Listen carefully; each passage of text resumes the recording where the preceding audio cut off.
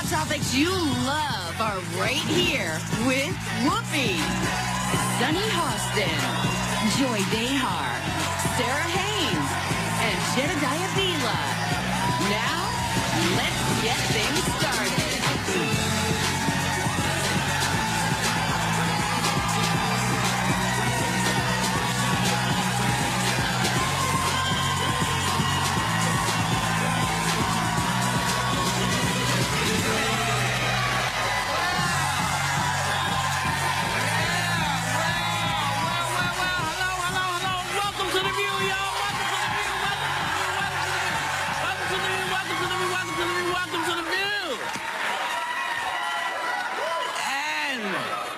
Valentine's Day. Yeah.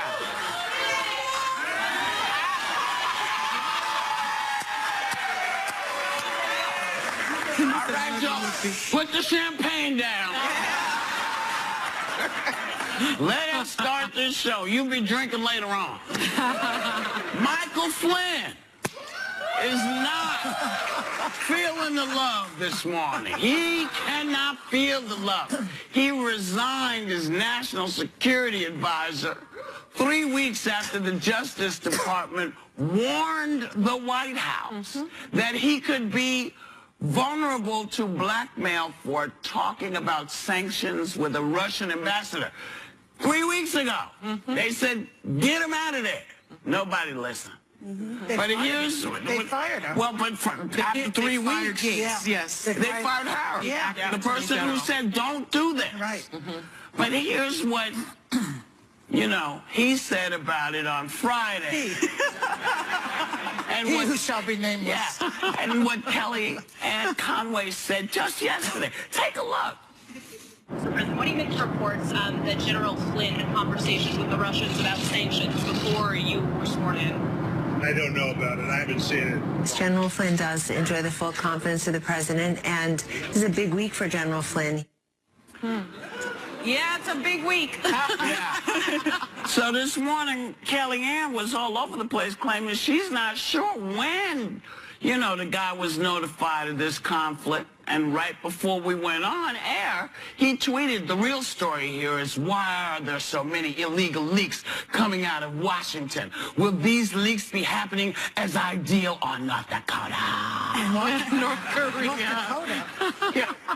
I just was being funny. North Korea. I mean, is he dodging the real question here? I mean, of course, yeah. I mean, remember, this guy is the same guy that started the chant "Lock her up." That's right. And Michael Flynn? Michael Flynn started this. And he said that Hillary is a national security threat. Yes, and he also... Now he is. And Obama fired him. Yeah. That's what's interesting to me. Obama fired him because he was insubordinate, because he failed to follow guidance of his superiors. And so they were on notice that this guy was rogue, that this guy didn't follow protocol. And so why would you put him in charge of national security? Because he's in bed with the Russians, just like Donald Trump is. That's why.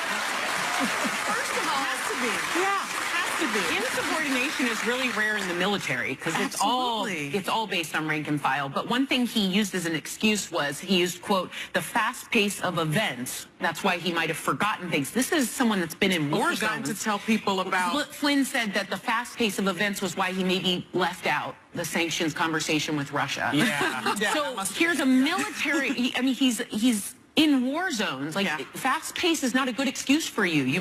Maybe you weren't. But I love when the shot you just showed about Donald saying, well, I don't know anything about it. I thought he knew more than the generals. He knows everything else. Suddenly, geez, what could it be?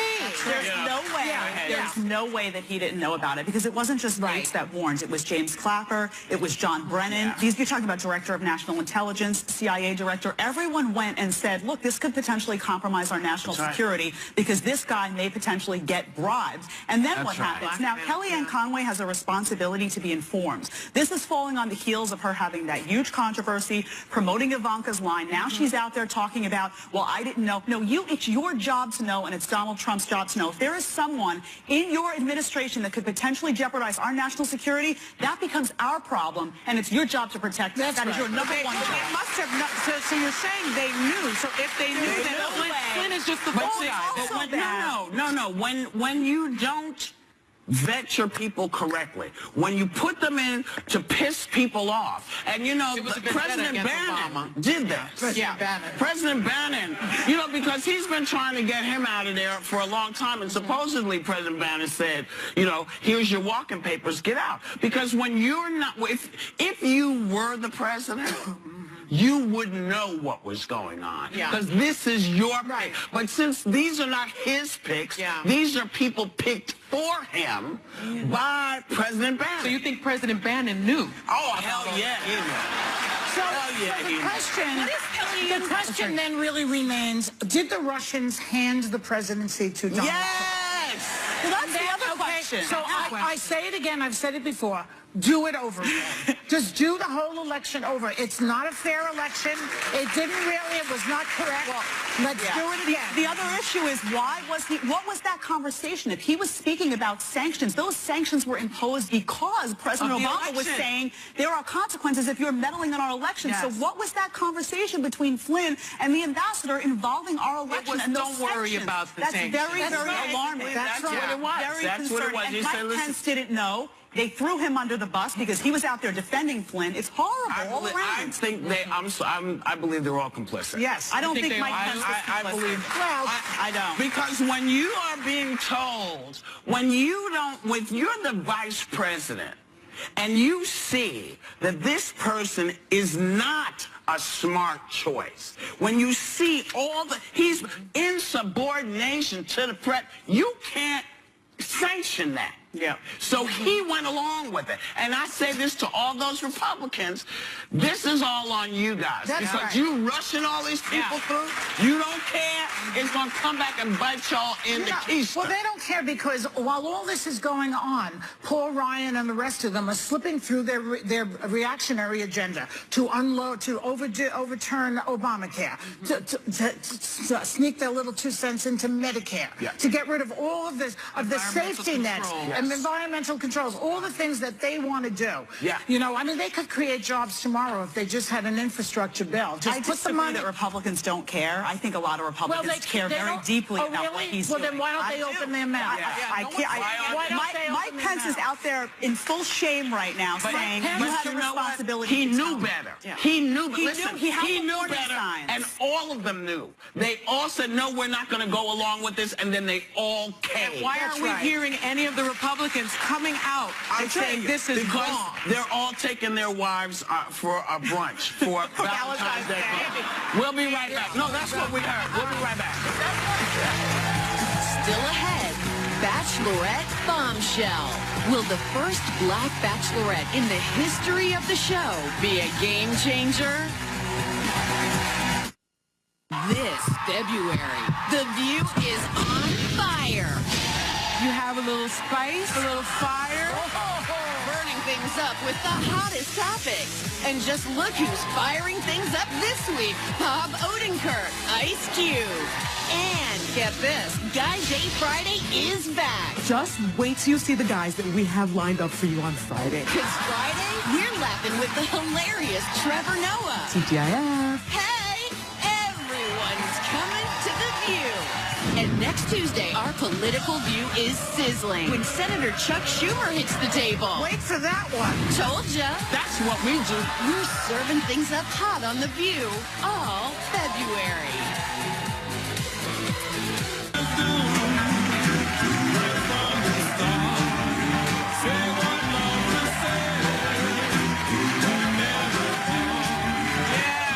The Kiss Cam we set up in honor of Valentine's Day, and they'll be checking back throughout the show. Kiss Cam. That's great. Yeah. No tongues. Okay. You know, it's Fashion Week in New York, so today's Black History Month, FYI, honors a woman who helped define modern style. Ann Lowe was America's first black high fashion designer from the 1920s to the 1960s. She was the go-to stylist for America's elite, from the Rockefellers to the DuPonts. She designed that iconic gown for Jacqueline Bouvier when she married John F. Kennedy. And you can see some of her work at the Smithsonian National Museum of African History. And this might be one of the first times people have seen a picture of her and realized that that was a black woman who designed all those things. She was so chic. So chic. Yeah. But interestingly, you never saw, you know, you didn't see it. So that's why we have Black History Month, all 28 days of it. It is the shortest month. Yeah, it's kind of a period. Anyway, we have some suggestions for Flynn's replacement. Remember we were talking about Mr. Flynn? And that I think President Bannon would approve of. Yeah, like Negan from The Walking Dead.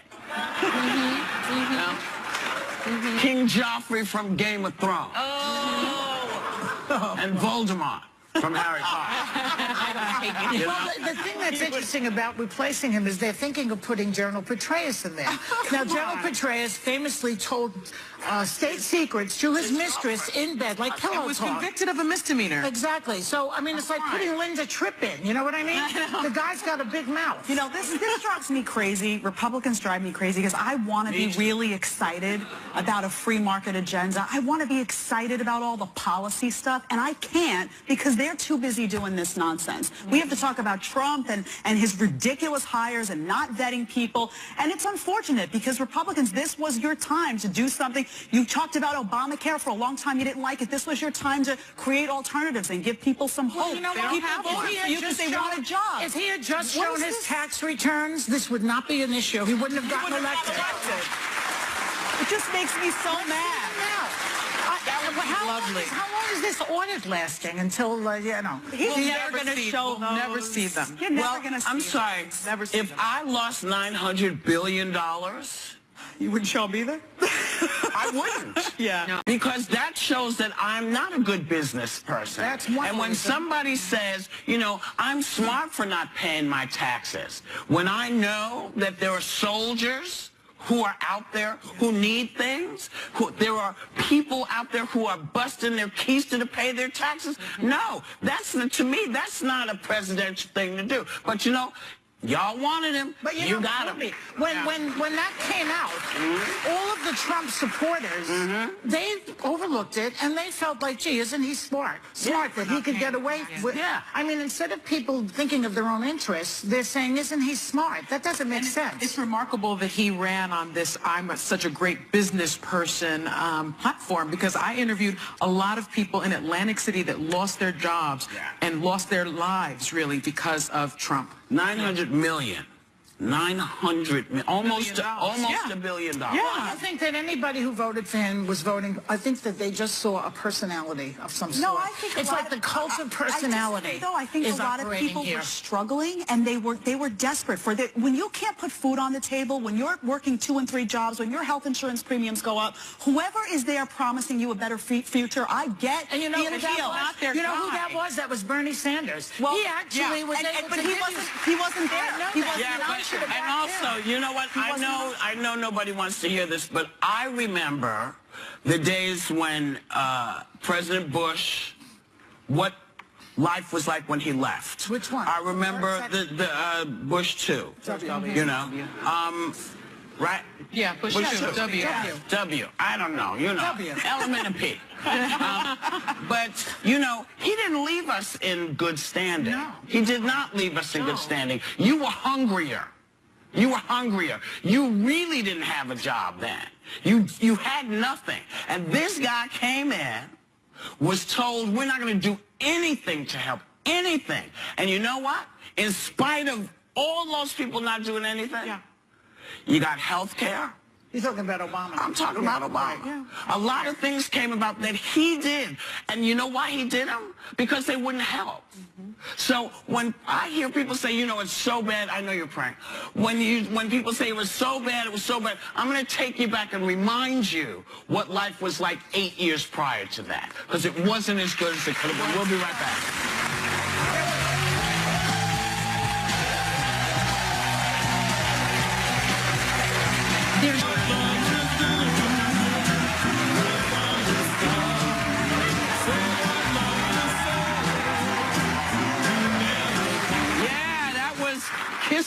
too. Anyway, you know, a year after Playboy made their historic announcement that they were no longer featuring nude women, they announced yesterday they're bringing the nude women back. And I mean, did they actually think people just read it for the articles? The articles, yeah. That went way down. That's Well, like, you know, go ahead. I was going to say it's like the AARP magazine without old people. You know, we have a sneak preview. Oh. Yeah, please bring it up. I think these are going to sell really well.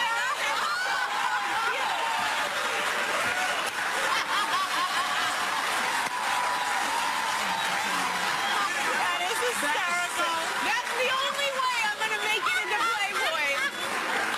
Whoopi, you're amazing. Why does Whoopi look annoyed to be here? Because it's like, first of all, that's not my hair. You know? I mean, and, you know, that used to be my top at birth. So that's what we think the new one is going to look like. Oh, anyway, you know, after 33 seasons, there will finally be, now sit down, take a deep breath, everybody. There'll finally be a black bachelorette. Oh. Rachel Lindsay announced it on Jimmy Kimmel. So pretty. Mm-hmm. She's still on this season of The Bachelor, but I guess she didn't win this, and that's why she's going after it now. Do you think that there'll be an issue? I don't know. How many years did that take? 33 seasons. 33 I don't know what that year means. in a year. Wow. I think it's going to be interesting. I think people will respond to it. And she's an attorney. Did you know that? She's an attorney. So I think Why it's is going to be that interesting. important? It's very important. Why? Because She's an attorney. she'll be very discerning. She'll be cross-examining people. She'll be getting to the juice of You've things. never watched this show. No.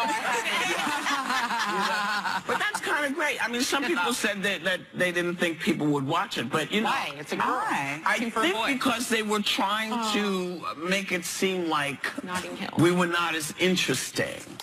You just quoted one of my favorite movies. Isn't it Notting Hill? Yes. Yeah, I'm just a acting girl standing in front of a boy, telling him or asking him to love me. to love me. Yes. It's amazing in a way how slowly the wheels of progress turn, though. I mean, this is taking all these years. How many years do we... There was a time when it was miscegenation, they called it, when a black person married a white person. It was against the law. Yeah. There's this Until movie, 67. Loving. Yeah. Go see this Yeah, movie, Loving, 68. which is a Supreme Court case Yeah, that it's changed 68. that.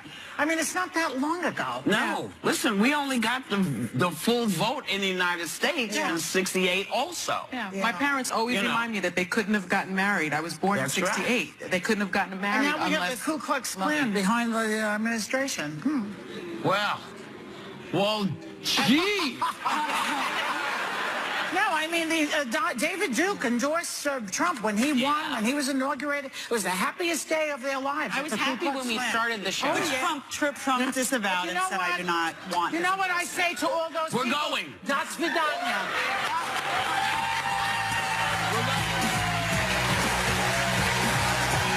Hey everyone, coming up next, it's the Peeps. Happy Valentine's Day. Happy Valentine's Day. You got a little short girls, that's sexy. Very sexy.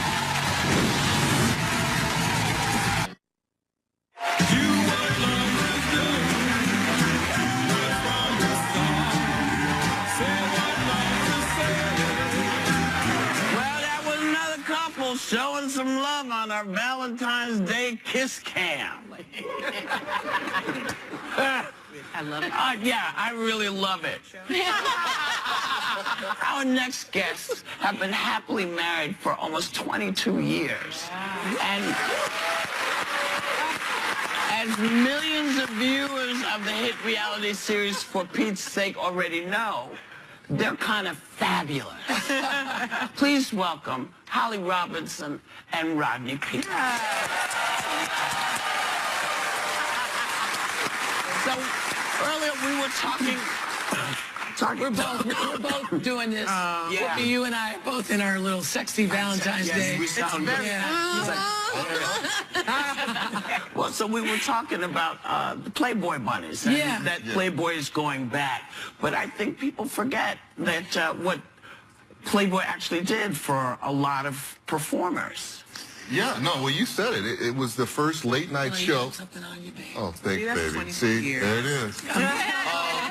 That had, you know, interracial people that were a part of it. So it was amazing. It was a stunning place. I tried to tell her that when I used to go all the time. She didn't. Well, because the reputation was that it was wild and crazy. Well, that was pre-Holly. You did not go when I knew you, right? Or did you? No.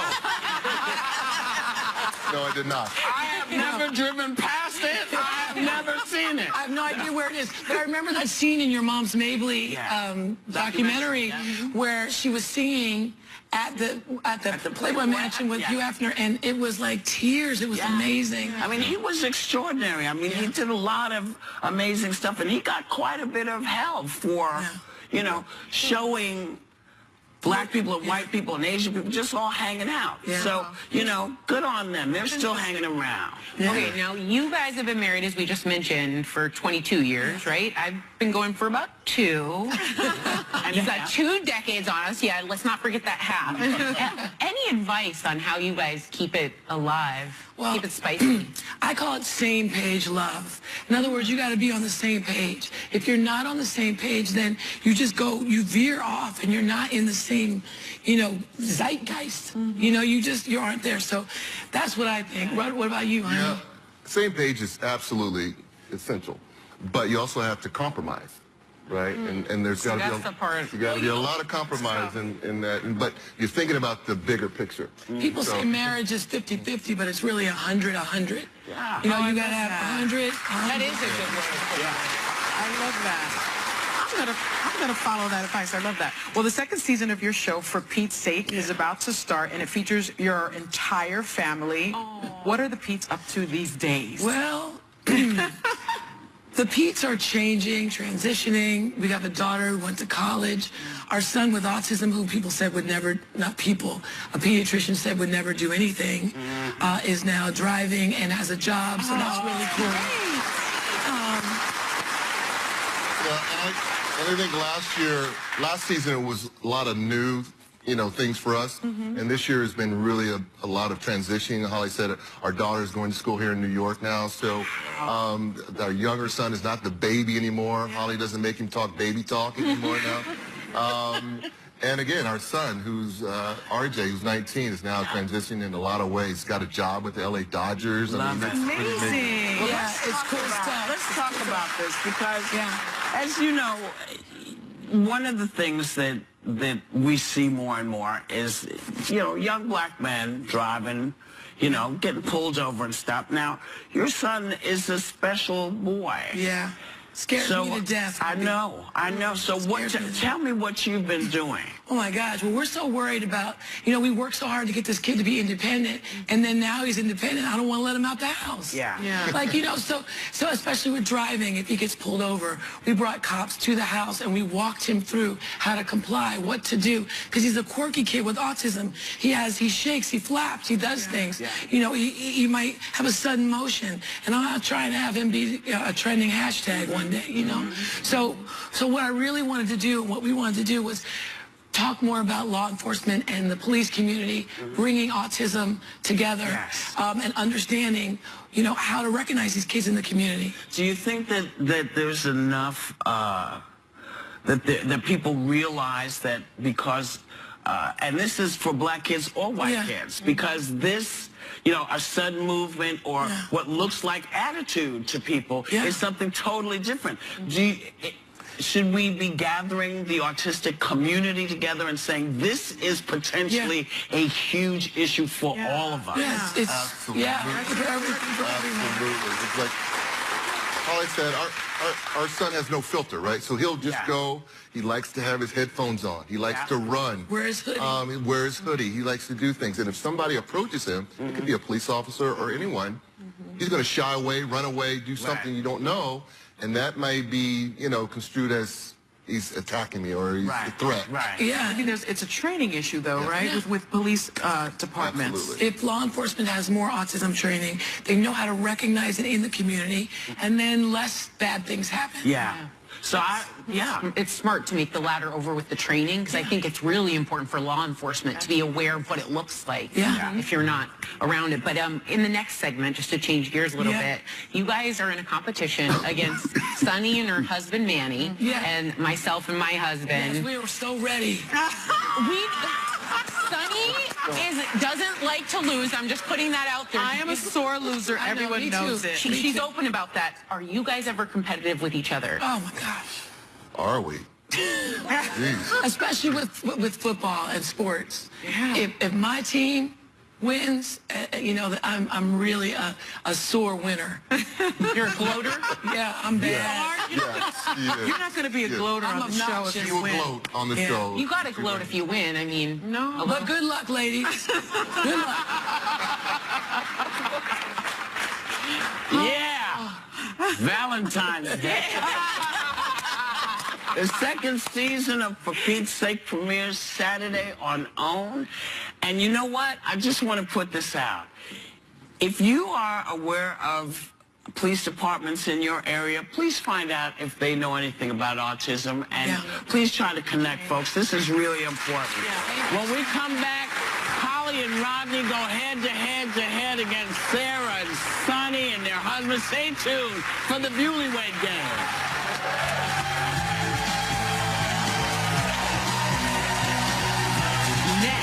Holly and Rodney are putting their love to the test against our co-host couples in a heart-pounding edition of the Bewley-Wade game.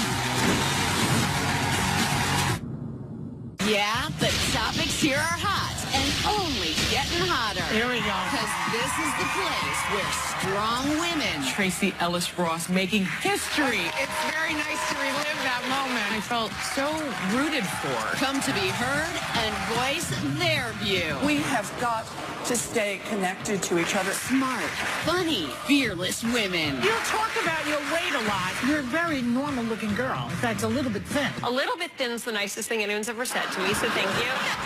We are you strong all day long. A girl after my own heart. Thank you.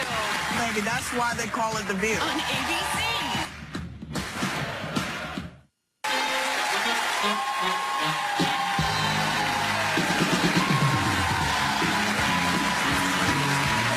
Live from Studio 7 in New York City, it's the Bewley-Wade game. That's right, you heard me. Let's meet our contestants. Our first couple's been married for 2 years, 2 months, 3 weeks, and 1 day. But who's counting? They met online and say it was love at first sight. Hey! They have almost a 1-year-old boy named Alec and a sweet little chihuahua named Trixie. Give it up for Sarah and Max.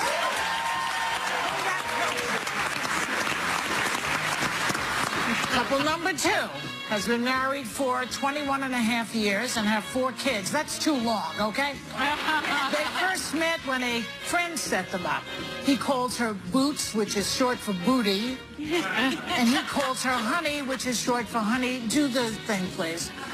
So please welcome Holly and Rodney Peete. And our third couple has been married for 18 years, but now how they met is up for grabs. Because she says they met in church, and he says at a bagel shop. So let's see who's right. Now, they love movie and margarita night, even though the margaritas are why she sleeps through the movie, she says. They live with their 2 children, 2 dogs, and her mother. Sounds like the Obamas. How isn't that a sitcom yet? Please welcome Sunny and Manny. Okay, let's play the Bewley-Wade game. And please welcome your host, the lovely and talented game show superstar, Mike Summers. Mark.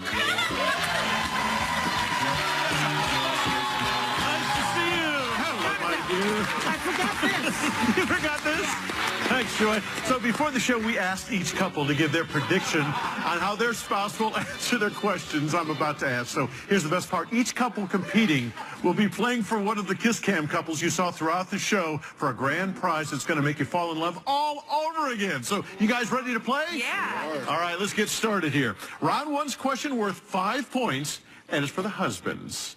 When your wife says, honey, they're playing our song, What song are they playing? We're going to start with Max. So I would originally have guessed that it would have been our wedding song, but I know she doesn't know the title of that song. So instead, I chose this, which is actually a commercial that she loves to sing. Seriously? Yeah.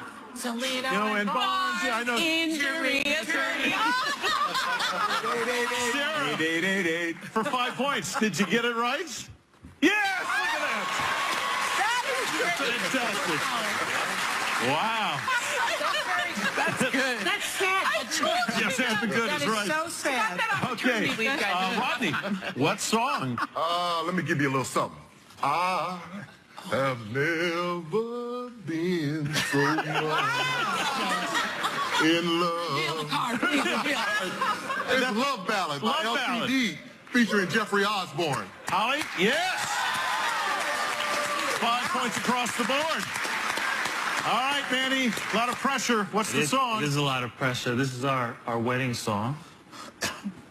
Way You Look Tonight. The Way You Look Tonight. Oh, that's... Oh, nice. Look at that.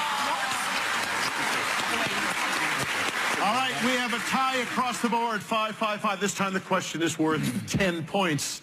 And we're going to the husbands on this one. And you have to get them both right. That was too easy. Yeah, may have been. My husband may be the world's best blank, but he may also be the world's worst blank. Oh. So this was really hard. I struggled with this one, but I chose communicator. Best communicator. And worst sympathizer. Oh, really? Is that wow? And I think it's because I'm always trying to fix things, but not listen and understand what the problem is when she's talking to me about whatever it is that's bothering her. So you do listen to me. This is nice. I do listen, but I try to fix the problem rather than say, oh, honey, I've been there before. Before we go to the divorce court, let's go to Sarah and find out. I actually went with something different. I think he might be the world's best dad. Oh, nice. And the world's worst romantic. Oh, my. Oh, my. Man. Happy Valentine's Day. Getting stoned this morning. No points. We got to move on over to Rodney and Holly. So, Rodney, 10 points. You can take the lead. Well, this was easy because I'm very involved with my kids, so I think she would say this. But I also like my junk food and bad food and all that kind of stuff. So I'm the best father and the worst eater. What do you think? You agree? Oh, no. He's the best hugger, and as you just heard, the worst singer. Okay, so they don't agree at all. No agreement there, no points. Good. No points for any Sonny and Manny. I think we might have something in common. And she would say that I'm maybe the best surgeon, but the worst singer. For 5 points, you can take the lead. Sonny, show me your answer. When you're bleeding, He it's is good most to be definitely the best surgeon. Yes, but? But he's the worst neat person because you're messy. Oh. Can't give you any points on that one. It's tied 5 across the board. We have a question now that's worth 25 points. Joy, why don't you ask this one? Okay. So, husbands, where will your wives say is the strangest place you two ever made whoopee? Max, My parents are watching. you can take the lead. Yeah. 25 points. So, you know, we're actually not too adventurous. We're pretty traditional when it comes to this. So the craziest place it's ever happened. The hot tub. Okay, fairly normal. The hot tub. That's disgusting. Did we match up there? Hot Yeah, 25 points. Gross. All right, Rodney, I can't wait to see your answer. Oh, no, kids are watching. Kids are watching, so I had to go with kitchen table. Kitchen table. Yeah. You know, I'm so upset that we're running out of time because I really want to know that story. Yeah. But Holly, what do you got? I have no idea where that came from. Airplane. The airplane? Wait a minute. Is Holly Robinson Pete a member of the Mile High Club? That's a different story for a different show. No points. No, I just Mile High Club. No points. We got to move down to Sonny and Manny. Sonny and Manny. Manny, So what for 25 points? I think we have On a gurney. a water sport team here. In the swimming pool, what do you think? Oh, good. All right, so we have a tie between Sarah and Max and Sonny and Manny. So Holly and Ron, you got to sit this one out. All right, here we go. Here comes the tiebreaker. Husbands, is your wife a good dancer? So we're going to go to Max first. And if so, what is her go-to dance move? So Sarah is unquestionably a phenomenal dancer. She is good. But she has so many different dances. This one is one of them. But whatever she does, it's the duck face that accompanies it. Duck face. All right. That's a constant. I think you got that. Yes, the duck face. There you go. All right, they have the lead. Manny, tell me what it is. All right, she's definitely an excellent dancer. And her favorite move is, I don't even know what to call it, but there's a circular kind of windmill type, the wind up. Sonny, can you tie it up? Take a look at this. Show me on the card. It's called the Puerto Rican spin. Yeah, look, she did it. So we have another tie. All right, so folks, we have a tie again. The audience will have to decide how many preferred Sarah's dance move. Let's hear the audience. How many thought Sarah did the best dance move? How many thought Sonny did the best dance move? Sonny. All right, I'm going to say that Sonny and Manny are our winners. And guys, who were you playing for on the Kiss Cam? Tell us. What is that? Who were you playing for? You guys won. We're Patty and Ryan.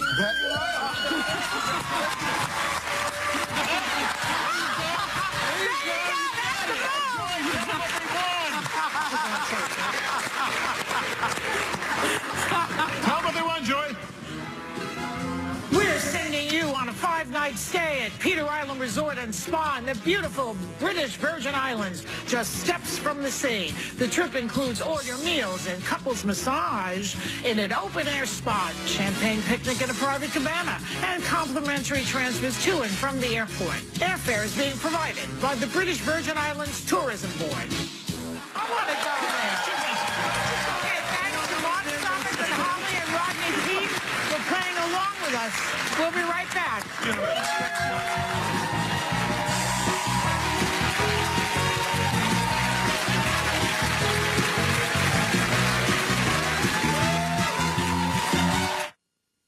Bodie never... Tomorrow, Bob Odenkirk has a sneak preview of which Breaking Bad alums are showing up on the new season of Better Call Saul. First of all, welcome back. James O'Neill, as the head police officer here, please get these classes going and find out about autistic kids, because we want to help save as many as we can. We want to thank you for coming out. We're nothing without y'all except some talking heads, y'all. So we want you to have a great day and take a little time to enjoy whatever view you happen upon.